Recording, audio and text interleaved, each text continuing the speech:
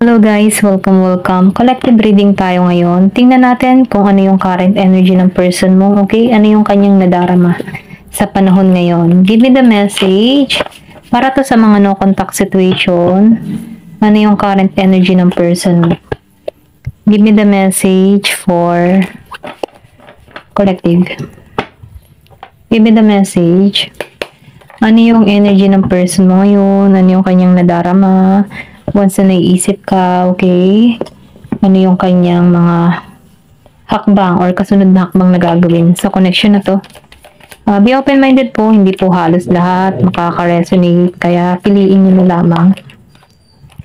And thank you nga po pala sa mga nag-subscribe, lalo-lalo na sa mga bumabalik. Marami pong salamat.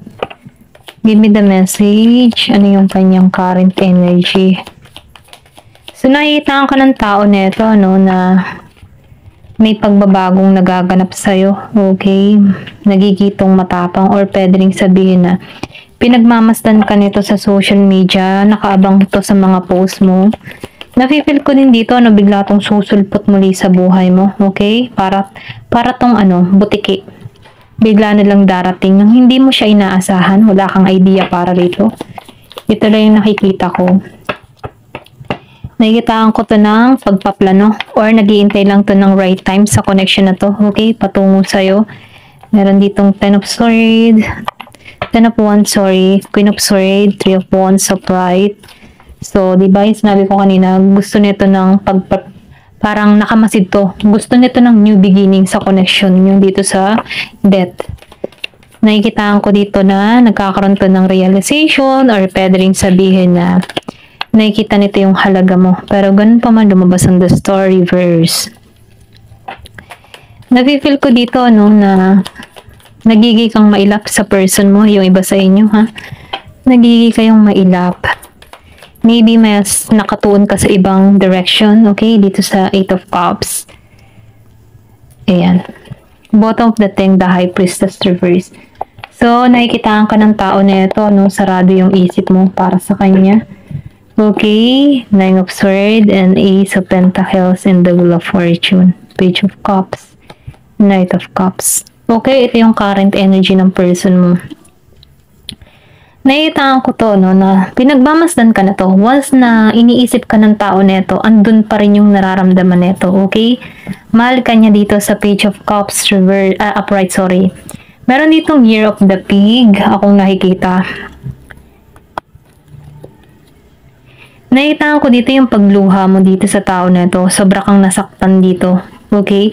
Pero ganun pa man, kahit nasasaktan ka dito, sinasabihan ka dito ng sabihin natin na payo para sa'yo ng iyong guardian angels, Sinasabihan ka dito sa 9 of Swords na tulungan mo yung sarili mo dito kasi nakikitaan ko dito yung iba sa inyo nababalisa. Maraming mga pumapasok na negatibo, hindi nakakatulog kasi lumabas din ng the High Priestess reverse. Marami kang tanong, hindi klaro para sa'yo kung bakit naganap to or hindi klaro para sa'yo kung bakit mo naranasan to, okay? So, sinasabihan ka dito, huwag ka magtuon sa mga pain na naramdaman mo sa tao na ito. Kahit mahirap, tulungan mo yung sarili mo. Kasi kung makikita mo dito, meron ditong kama na nagpapahiwating na magpahinga ka. Okay? So, itong mga negatibo na pumapasok sa isipan mo, yan ay para ma-stuck ka sa sitwasyon. Okay? Pero binibigyan ka dito ng kaisipan na kung makikita mo, meron ditong puting kalapati, then black, mga maiitim na kalapati ito na pumapasok sa isip mo na alam mo yung negatibo, huwag kang mag-move on, mag-focus ka sa masakit na karanasan, mga ganyan-ganyan, para ikay malugmok, okay? So, itong iyong spirit guidance dito, binibigyan ka dito ng pansin or pinabubukas sa kaisipan mo dito na huwag kang malungkot, ganyan, huwag kang malungkot, kaya mo yan, yan ay maaalisan mo, meron taong deserve para sa'yo or meron ditong magandang pangyayaring patungo sa'yo, okay? Once na nalampasan mo tong pagsubok na ito yung naghihintay sa'yo, si Ace of Pentacles.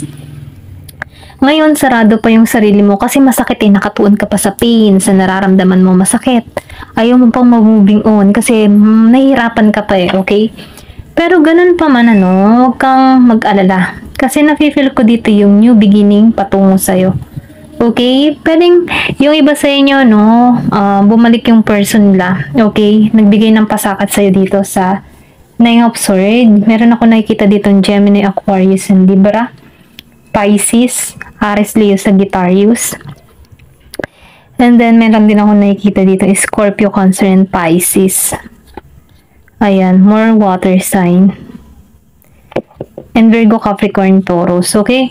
So, andito ka pa nasasaktan ka, saradong isipan mo, hindi mo tanggap yung pangyayari.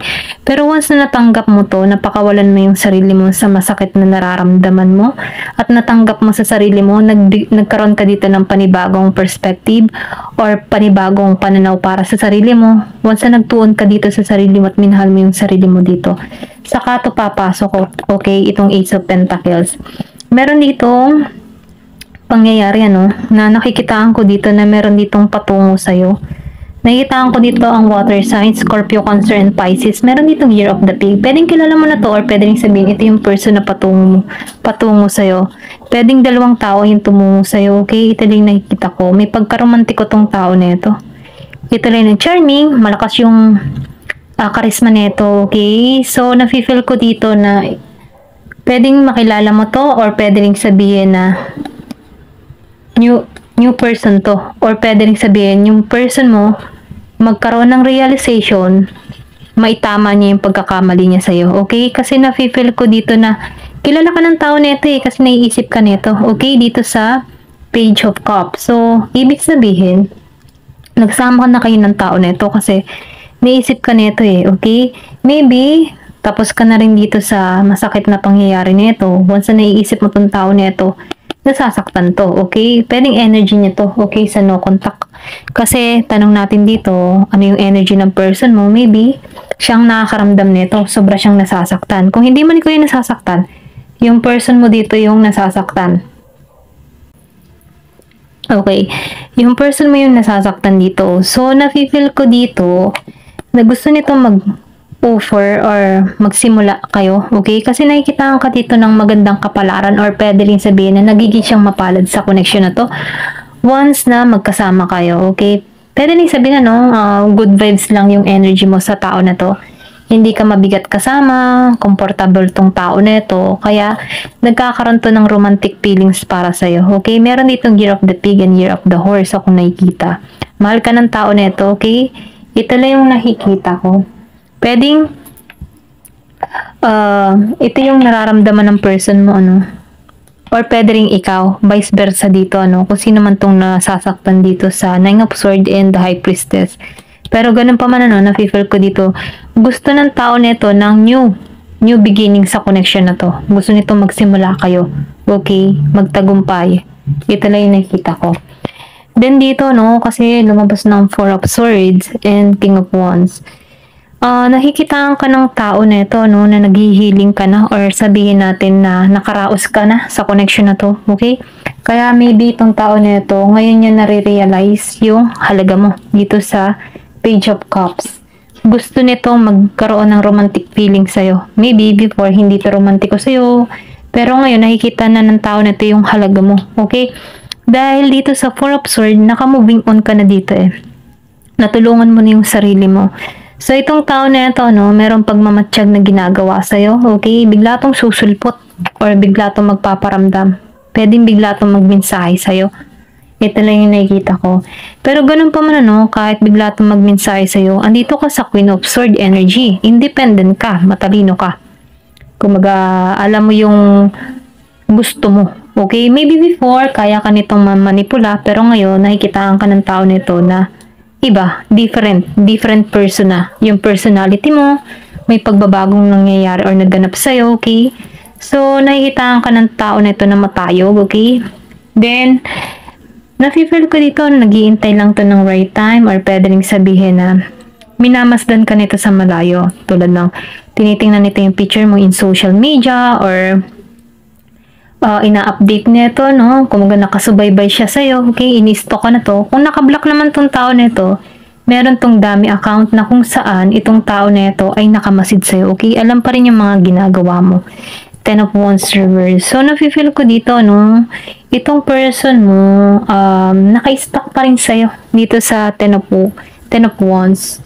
Hindi pa rin to alam mo yung tipo na, akala ng tao nito, ganun ka pa rin. Pero, iba ka na dito sa Queen of Swords. So, itong tao nito, hindi pa rin siya, umaalis sa ganung pakaramdaman, no? Yung tipo na, akala niya, ganun pa rin yung iyong pag-uugali, ganun pa rin yung kalagayan, okay, dito sa Ten of Wands reverse, yung tipong hindi ka pa nakaka-move on sa kanya, mga ganun ba. Pero, nakikita ko dito, sa tagal na hindi kayo nag-uusap, malaki yung pinagbago mo dito, kasi, nagkaroon ka ng healing dito eh. So, nafe-feel ko dito na, parang sinilang muli, okay? Or, pwede rin sabihin, ito yung gusto niya mangyari, magsimula muli kayo, okay?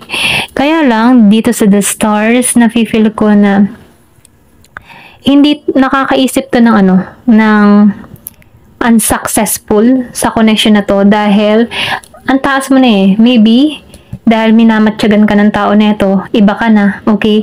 So, itong tao neto, nakakaramdam siya ng kabiguan. Yung tipong hindi siya wish granted, hindi niya nakamit yung kanyang gustong mangyari sa connection nito sa The Star Reverse, kumbaga hindi natupad yung hiling niya dito, okay? Pero ganun pa man dito sa Eight of Cups, nafe-feel ko dito na nahihirapan to. Kumbaga andun pa rin siya sa moment na hindi pa nito tanggap yung sitwasyon sa connection na to, okay? Ito lang yung nakikita ko. Hindi pa niya tinatanggap, pero ganun pa man nakikitaan ka ng tao nito na malaki na yung pinagbago mo. Maybe sa konting sandali or konting panahon na nagkawalay kayo ng tao nito, maraming nangyari or naganap sa'yo. Pwedeng sinuwerte ka, or pwede rin sabihin na meron kang mas pinagtutuunan ng pansin, merong pumupukaw sa iyong atensyon kung bakit nagiging kang mas matalino. Okay? Ito lang yung nakikita ko. 12:12 in the clock. Okay. Tingnan pa natin. Give me the message. Ano pa yung mensahe sa'yo?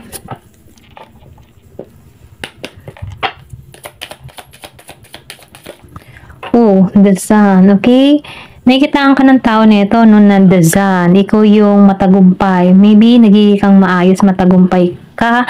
Yung bang tipong hindi mo kailangan ng tulong niya para magtagumpay. Hindi mo kailangan yung pera niya kasi may sarili kang pera dito. Ito lang yung nakikita ko. Nafe-feel ko dito na yung pagiging mong mapalad. Swerte ka, then nahihitaan ko dito yung paglipat ng lugar or pwede rin sabihin na nagiging kang abundance para sa iyong sarili. Then lumabas ang flowers, nagiging kang maayos, masaya ka, or pwede rin sabihin na alam mo tipo na ikaw yung tipo ng tao na mahilig mag-encourage sa iba, okay? Kumbaga hindi ka madaling mapatumba, or pwede rin sabihin kahit ikaw ay maraming problema, hindi mo hinahayaan yung sarili mo na malugmok sa ganung problema. Ini-encourage mo din yung sarili mo na kaya mo, okay? Ito lang yung nakikita ko dito sa The Flowers. Yung bang tipo na kahit nalulungkot ka, sinasabi mo dito, ano ba, myself, kaya mo yan, tiwala lang, magtatagumpay ka, myself, mga ganun ba?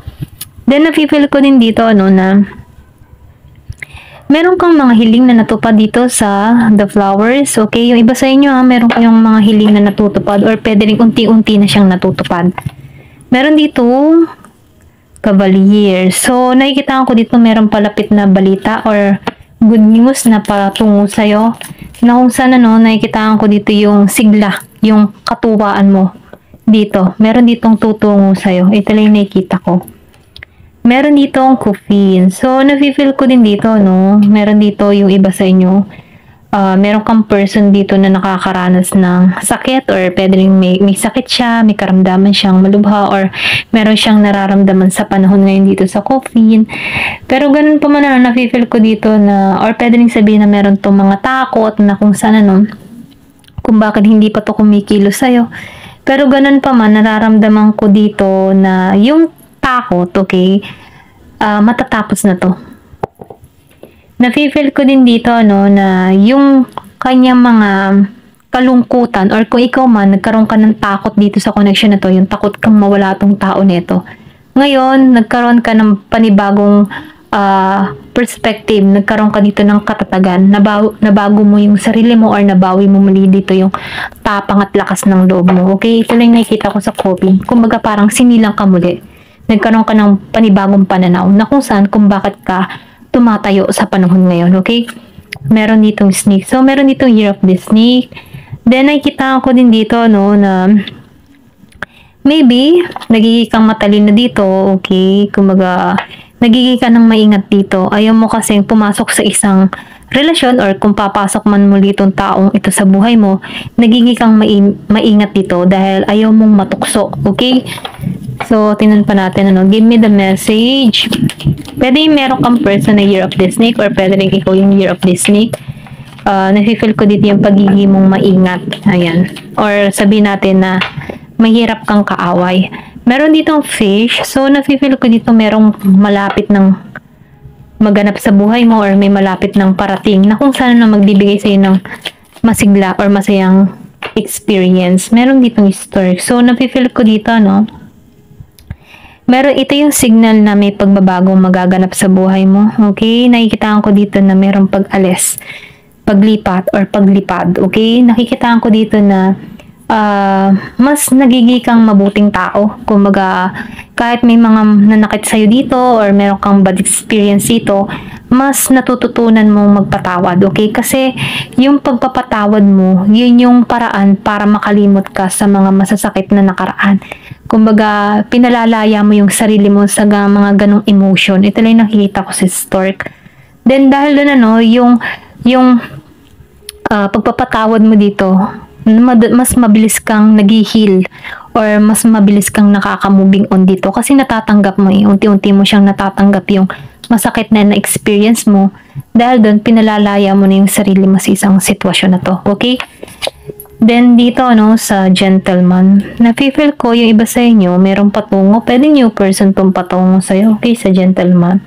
Na kung saan, no, iba yung kanyang principle sa buhay, meron tong mataas na standard or pwede rin sabihin na nakikitaan ka neto na something na merong lalim sa'yo, okay? May lalim, maybe malalim kang tao. Kasi nakikita ko dito na itong tao na patungo sa'yo, marunong siyang kumilatis ng isang tao. Marunong siyang, alam mo yun, ramdam ng tao nito kung mabuti ka or mapapabuti siya sa connection na to, okay?